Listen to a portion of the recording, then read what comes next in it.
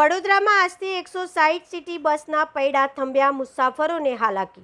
વડોદરા શહેરમાં આજે 1 જુલાઈથી city bus સેવાને મોટો ઝટકો લાગ્યો છે. વિનાયક લોજિસ્ટિક્સ દ્વારા સંચાલિત સિટી બસ સેવા બંધ થતાં શહેરની 160 બસોના પૈડા થંભી ગયા છે.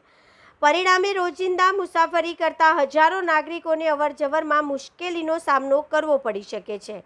માહિતી મુજબ વિનાયક લોજિસ્ટિક્સને સેવા ચાલુ રાખવા માટે એક્સટેન્શન અથવા નવો વર્ક ઓર્ડર આપવામાં આવ્યો ન હોવાથી કંપનીએ પોતાની બસ સેવા બંધ કરી દીધી છે. હાલ શહેરમાં નવી શરૂ કરાયેલી માત્ર 30 બસો જ કામગીરી કરશે, જેના કારણે મુસાફરો પર વધારાનો ભાર આવવાની શક્યતા છે. ખાસ કરીને વિદ્યાર્થીઓ, નોકરિયાત વર્ગ, મહિલાઓ અને દૈનિક મુસાફરોને જાહેર પરિવહનના અભાવે ખાનગી વાહનો અથવા અન્ય વિકલ્પોનો સહારો લેવો પડશે, જેના કારણે ટ્રાફિક અને ખર્ચ બંનેમાં વધારો થવાની શક્યતા છે.